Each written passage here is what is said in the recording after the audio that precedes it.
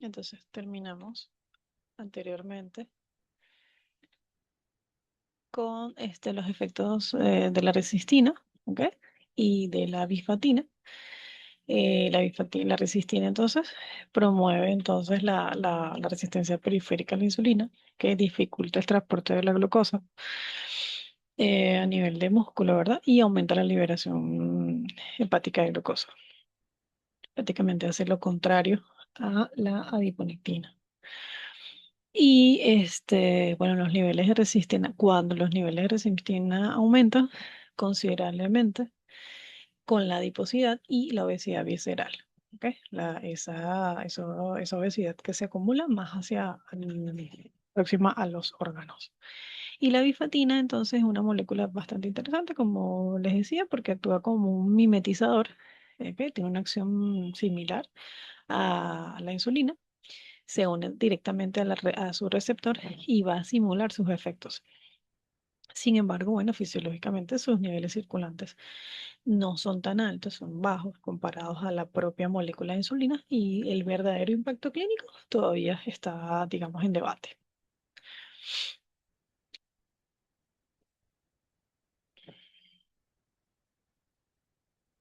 Ok, entonces tenemos en esta imagen justamente lo que quiero es resaltar de forma visual cómo el tejido de graso no solamente es un almacén de energía pasivo, lo que hablábamos al principio, sino un órgano endocrino muy activo que es capaz entonces de producir diversos mecanismos. Las flechas azules hacia abajo lo que nos van a mostrar es, o lo que significan es una disminución o pérdida del efecto protector, ¿ok? Mientras que las flechas rojas indican un incremento o sobreexpresión de esa molécula en un estado de exceso de grasa. Entonces, como podemos observar, cuando hay un incremento de la masa magra, ¿ok? Incremento de la masa magra, este tejido se va a comportar como un órgano endocrino muy complejo, ¿ok? Porque va a empezar a producir una serie de moléculas señalizadoras llamadas adipoquinas, ¿ok? Estas. Lo verdaderamente interesante es entender que estas adipoquinas van a actuar de forma sistémica directamente en múltiples órganos periféricos. Entonces comenzamos con el cerebro y el control del apetito. Acá. Dirijan la mirada hacia la izquierda de la imagen. ¿Ves? Vemos el primer gran impacto a nivel del cerebro y la regulación del apetito. En condiciones normales, obviamente, la leptina viaja al cerebro para decirnos que ya estamos llenos, ¿ok? Sin embargo, en un estado disfuncional o de resistencia, vamos a tener una disminución del efecto de la leptina, que es la flecha azul hacia abajo. Y un aumento, entonces, contrario, compensatorio o alteración de otras moléculas como la adiponectina, la PAI-1 y la asprosina. ¿Okay? Esto va a alterar, obviamente, las señales de hambre y saciedad a nivel, ¿qué? A nivel central, a nivel de hipotálamo. A nivel de hígado y la grasa visceral, lo que vamos a tener, bajando un poco, ¿ok?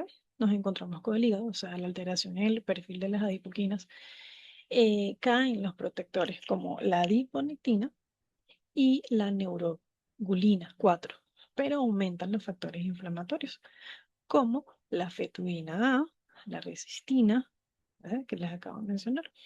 Entonces eso estimula directamente la estatosis o la acumulación hepática de grasa. En términos sencillos, el desequilibrio de estas hormonas promueve la acumulación de grasa a nivel de hígado, que es lo que estamos mencionando. A nivel de páncreas y músculo, okay, el eje de la diabetes básicamente eh, es más hacia acá, hacia el centro, a la derecha de la imagen. Vemos un impacto directo en el metabolismo de la glucosa. A nivel de páncreas se altera la secreción de insulina. ¿Ok? Mientras decae la señalización de la leptina o la resistina. ¿Ok? Se eleva la adiponectina acá. Entonces, bueno, eso obviamente genera un caos metabólico. A nivel muscular, el músculo, que es el principal consumidor de glucosa, vemos como la caída de las moléculas clave y la alteración de la leptina, de la adiponectina, disminuyen la sensibilidad a la insulina. ¿Ok? Entonces, preparando el escenario para el desarrollo de la resistencia a la insulina y la diabetes tipo 2. Y a nivel de corazón y vasos sanguíneos, También súper importante porque el desbalance de las adipoquinas, ¿ok?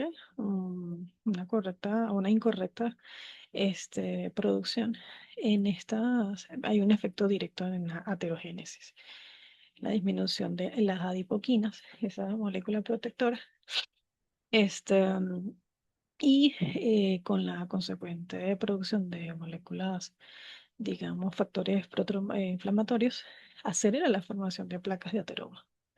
Entonces, bueno, en conclusión de esta imagen o de esta gráfica, nos deja el mensaje claro, es que la obesidad y el aumento de la masa grasa o de la, de la grasa, pues, no son un problema estético nada más, ¿ok? O sea, una persona está gorda, tiene tejido adiposo y eso no llega allí. Es una enfermedad endocrina metabólica donde el tejido adiposo habla un idioma, ¿ok? Alterado que termina enfermando al cerebro, al hígado, al páncreas, al músculo, al corazón. Es bastante amplia lo que puede desencadenar la alteración de tejido adiposo cuando está incrementado. ¿Qué más vamos? Bueno, la metainflamación, que ya para ir concluyendo, hay la expansión hipertrófica genera zonas de hipoxia tisular, llevan a la muerte del adipocito y eso detona una inflamación sistémica. ¿Ok? No es nada más, digamos, lo que ocurre a nivel local, sino que a nivel sistémico también hay cosas importantes. Entonces la obesidad mata a través de la inflamación. El adipocito hipertrófico y los macrófagos infiltrados liberan una tormenta de citoquinas. ¿Cuáles? El TNF alfa, factor de necrosis tumoral alfa, es letal para el metabolismo. ¿Por qué? Porque afecta a la lipoproteína lipasa, suprime la producción de adiponectina, promueve una lipólisis, digamos, patológica, que inunda la sangre de ácidos grasos, o sea, una liberación masiva de ácidos grasos tóxicos, porque obviamente estos no están bien como fisiológicamente no están bien. Entonces, rectamente del interior de las células disminuye la activación y fosforilación adecuada al receptor de insulina y genera una resistencia. Además de interleucina 6, también que es secretada masivamente por esta grasa visceral. Un tercio de la interleucina 6 circulante viene de la grasa que tenemos ahí acumulada. Entonces, fomenta la lipólisis y inhibe la señalización de insulina, pero clínicamente es uno de los predictores más fuertes del desarrollo de diabetes tipo 2 y de enfermedad cardiovascular. Y bueno, el sistema hematológico cardiovascular, en este caso el tejido adiposo, contribuye activamente al infarto, secretando PAI-1, el inhibidor del activador de plasminógeno tipo 1, lo que genera un estado altamente protrombótico. O sea, va a ser imposible que se disuelvan los coágulos, va a secretar grandes cantidades de angiotensinógeno, entonces obviamente también va a tener impacto directo hacia el sistema renina-angiotensina, que aumenta el tono vascular, que va a retener sodio, que va a tener una causa directa en donde en la hipertensión arterial. Por eso el paciente obeso, consecuentemente, va a tener hipertensión. ¿Ok? ¿Qué más? Bueno, en cuanto a la señalización de la leptina y la resistencia, hay varios factores. El mismo tejido hipertrófico del que hablamos, que causa resistencia, que va a generar, digamos, esos mecanismos inflamatorios, va a causar resistencia a la insulina. Provoca resistencia al freno del apetito. O sea, imagínese, va a hacer que la persona quiera comer y comer y comer. Pero básicamente eso se da por la vía de la JAK-STAT. La leptina que viaja al hipotálamo se une a su receptor largo, el OBRB. Esa unión va a inducir la autofosforilación de una quinasa asociada a JAK2. Acá.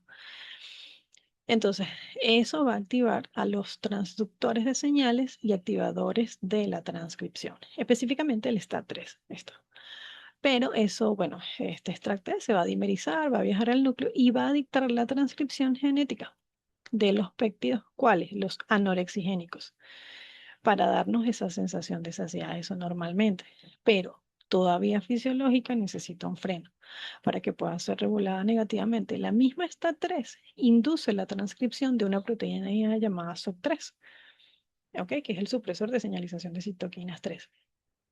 La función de ese SOC3 es justamente unirse al receptor y a JAK2 para apagar la señal y evitar entonces una sobreestimulación. Es un freno fisiológico elegante. El problema radica en la leptinoresistencia de la obesidad, que, por ejemplo, un paciente obeso, la inmensa masa de grasa que produce cantidades exorbitantes de leptina, o sea, demasiada grasa circulante, va a generar una hiperleptinemia, o sea, un exceso de leptina. Entonces, ese es un bombardeo crónico de la transcripción de SOC3, ¿ok? Y de otra enzima fosfatasa inhibitoria llamada PTB1B.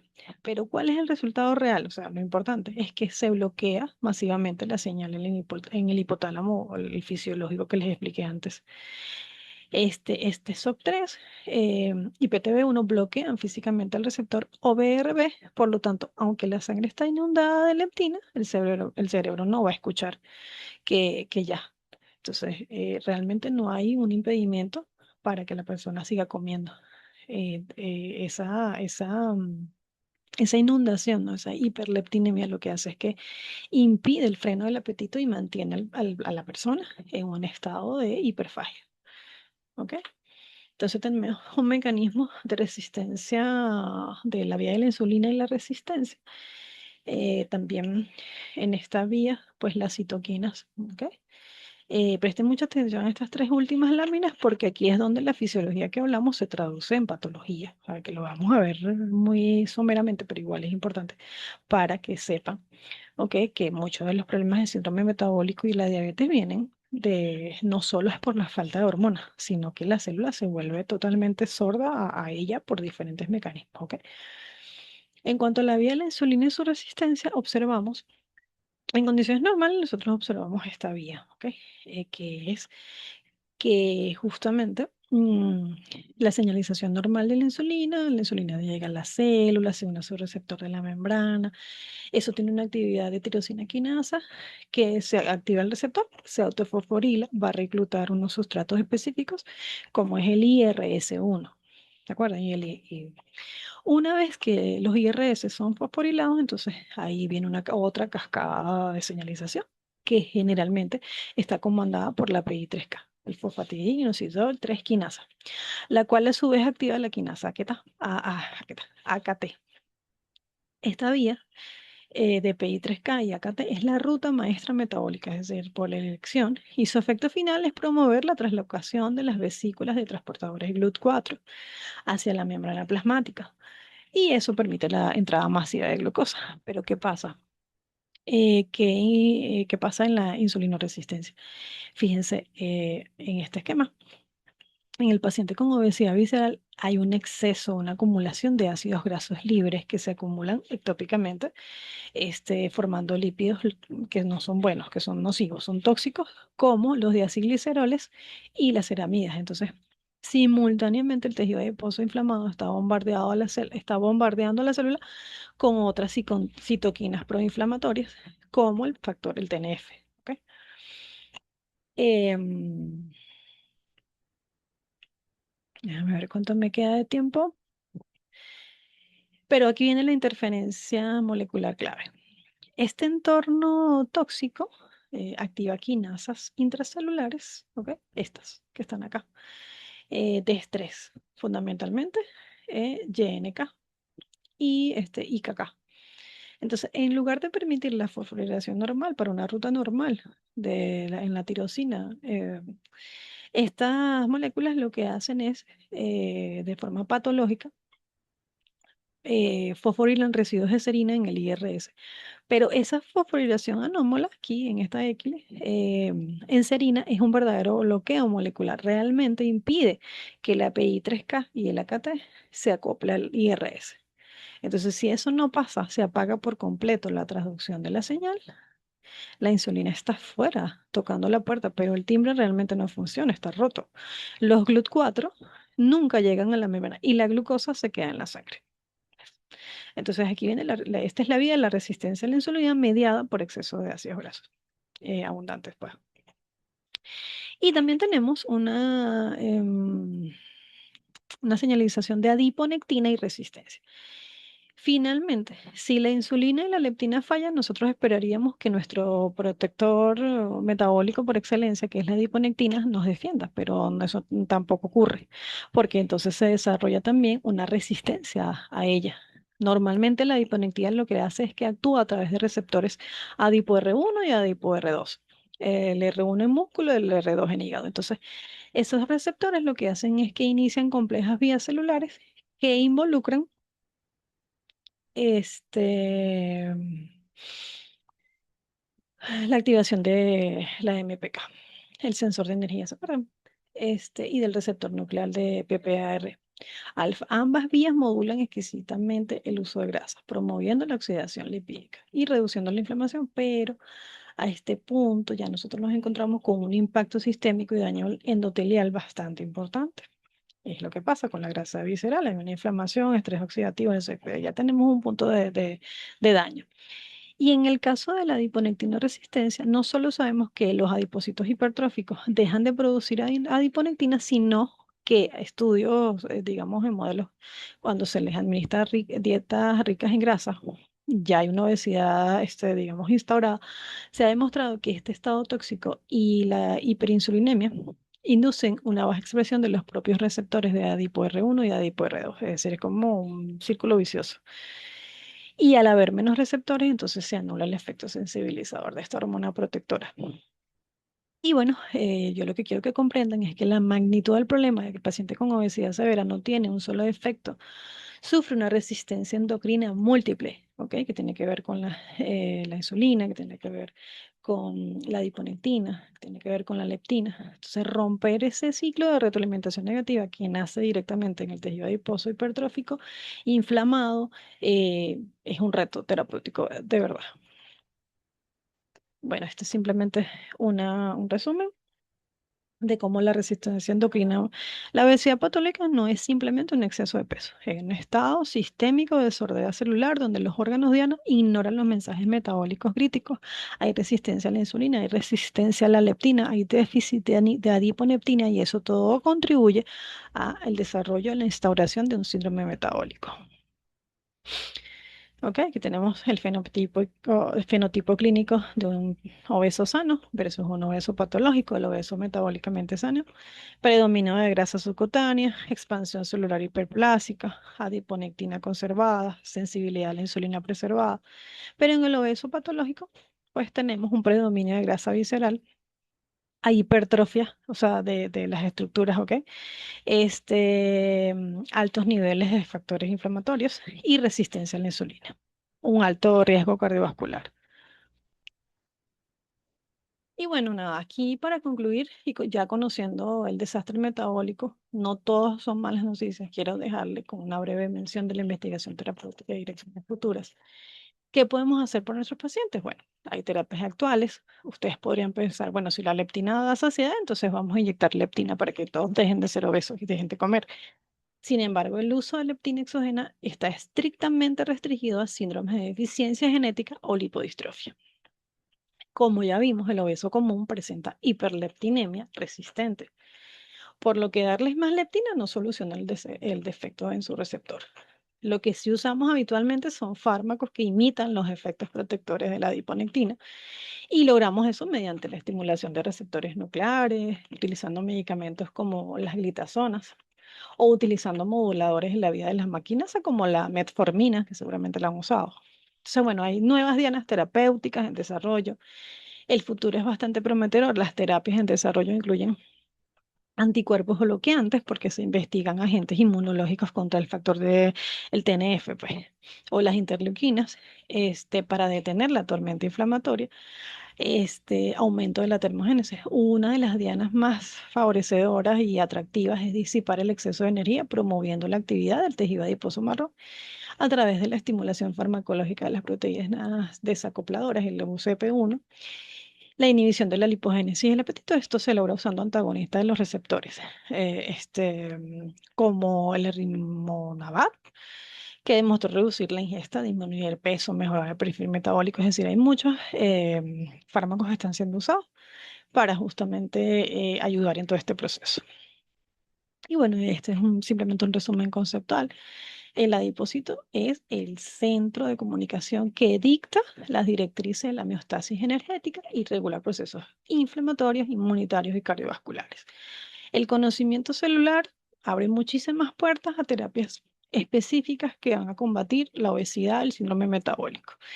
Y bueno, la base es entender esto, entender la fisiología, cómo actúa, es la base para también entender si existe alguna disfunción mecánica, la hipertrofia, cómo se desencadena la lipotoxicidad, la inflamación.